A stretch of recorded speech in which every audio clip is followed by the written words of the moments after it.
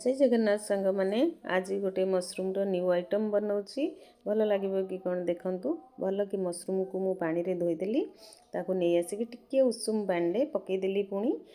तो तापर कटिंग कली एमती सब कटिंग करदे जी भी मसरूम अच्छी तो ताकू कटिंग करदेला बटर पकेवा बटर मेल्ट हो गला आम मसरूम जो रखी ताकू टिके भाजीदवा टिके कंचा स्मेल थाए ना सेटा टिके कटियापाई तो हल्का भाजवा बेसी भाजबानी तो हल्का भाजीदे ताकू गोटे बाउल में खोलीदवा। ये रेसिपी बहुत जल्दी बनी जाए आउ सब बहुत टेस्टी भी लगे रुटी किंबा भात सहित खातु बहुत टेस्टी लगे। बटर पकेली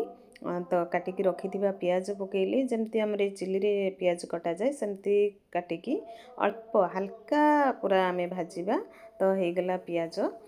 तो आम देदेली सोरिष तेल तो सोरिष तेल गरम है आम देदेले गोटा जीरा कटा होता पियाज ये आम गोटा मसला भी दे पारि थांते किंतु मु देनी जदि आपण मैंने चाहिए तो गोटा मसला देवे तो हल्का ब्राउन हो गला भजा पियाज तो आम अदा रसुण मसला देदेले ताको भी टिके भलसे भाजीदवा तार कंचा स्मेल पड़ेगा तो ग्राइंडिंग करके रखि बिलाती को देदबा आउ टिके ताको भाजीदवा भाजीदेला ता सहित आम हलदी गुंड देले काश्मीर लंका गुंड देले ताकू आ टिके कषिदेला धनिया गुंड टिके देदेले आ स्वाद अनुसार लुण भी देदेले देदेला यहाँ है आमर चाट मसला जोटा कि रेसिपी को चटपटा बनइब तो देदेला अल्प टिके हल्का पानी देकी गोलैली गोलैकी कषिदेली होगला गोटे बाउल पानी देदबा आ से फुटीगला भजा होगी रही पियाज को पकईदबा ता सहित आम मसरूम को पकईदबा आ गोलैदबा गोलै देकी 5 ରୁ 7 मिनिट पर्यंत आम ताको ढंकईदबा ढंकीदेला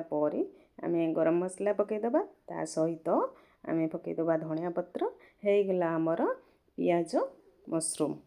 देखंतु थरे टेस्ट करके देखंतु देखिए केते टेस्टी लगे बहुत टेस्टी लगे बार बार बनईकी आपण मैंने खाइबे आ बहुत कम तेल मसला भी हो गला आमर